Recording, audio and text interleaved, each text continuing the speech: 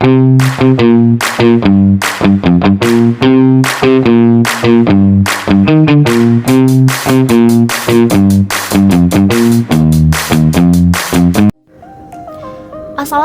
warahmatullahi wabarakatuh. Oke, pada kesempatan kali ini, aku akan jelasin tentang paham-paham atau aliran filsafat pendidikan. Oke, ternyata filsafat ini telah mengubah pola pikir bangsa Yunani dari pandangan mitos ke logos. Nah, perubahan ini melahirkan berbagai cabang ilmu pengetahuan sejak zaman Yunani kuno sampai zaman modern. Nah, sejarah perkembangan filsafat periode klasik terbagi ke dalam 3 bagian: masa sebelum Sokrates, masa Sokrates, dan masa sesudah Sokrates. Oke, sekarang kita masuk ke macam-macam paham-paham dan aliran filsafat pendidikan. Yang pertama ada idealisme. Nah, menurut para filsuf idealisme, pendidikan bertujuan untuk membantu perkembangan pikir dan diri pribadi atau siswa, mengingat bakat manusia berbeda-beda. Pendidikan yang diberikan harus sesuai dengan bakat masing-masing dan memfokuskan kajian pada perkembangan mental para pelajar. Terus tujuan pendidikan menuntut paham idealisme terbagi atas 3 hal, yaitu tujuan untuk individual, tujuan untuk masyarakat, dan campur antar keduanya. Tokoh utamanya adalah Plato pada tahun 427 sampai 347 sebelum Masehi. Menurut Plato, pendidikan itu sangat perlu baik bagi diri individual maupun sebagai warga negara. Setiap peserta didik harus diberi kebebasan untuk mengikuti ilmu yang ada sesuai dengan bakat, minat, dan kemampuan masing-masing sesuai dengan jenjang usianya.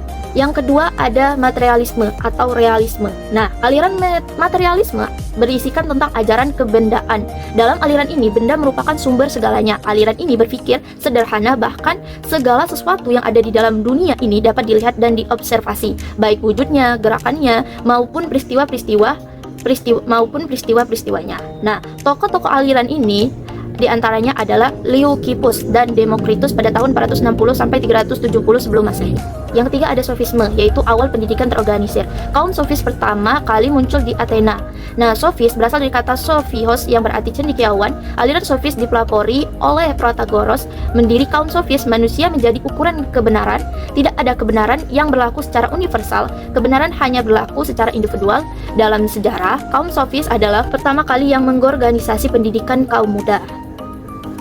Yang keempat ada Sokrates dan metode dialektis Sokrates pada tahun 470 sampai 399 sebelum Masehi. Ini adalah salah seseorang pemikir besar kuno yang gagasan filosofis dan metode pengajarannya sangat mempengaruhi teori dan praktik pendidikan di seluruh dunia barat. Nah, prinsip dasar pendidikan menurut Sokrates adalah metode dialektis atau digunakan sebagai dasar teknis pendidikan yang dirancang untuk mendorong seorang berpikir cermat dan menguji coba diri sendiri.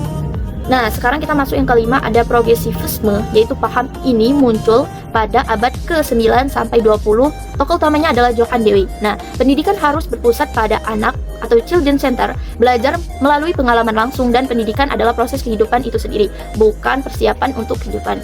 Nah, yang keenam ada esensialisme. Nah, esensialisme merupakan aliran yang memandang bahwa pendidikan harus didasarkan pada nilai-nilai kebudayaan yang telah ada sejak awal peradaban manusia. Aliran ini berpedoman pada peradaban sejak zaman Renaissance sampai zaman ketika usaha menghidupkan kembali ilmu pengetahuan kesenian serta kebudayaan Yunani dan Romawi berkembang dengan megah. Esensialisme memandang bahwa pendidikan adalah proses membentuk pribadi yang bahagia dunia dan akhirat. Ketujuh ada perennialisme. Nah, paham ini menganggap bahwa kebenaran bersifat abadi dan universal. Pendidikan harus kembali pada nilai-nilai dan ilmu pengetahuan klasik atau great books. Nah, tokohnya ada Robert Curtius dan Mortimer Adler. Yaitu rekonstruksionisme, yaitu pendidikan berfungsi sebagai alat untuk merekonstruksi atau membangun kembali masyarakat yang lebih adil. Nah, sekolah harus aktif mendorong perubahan sosial tersebut. Oke, itu aja penjelasan dari saya. Kalau ada kurang atau salahnya saya mohon maaf.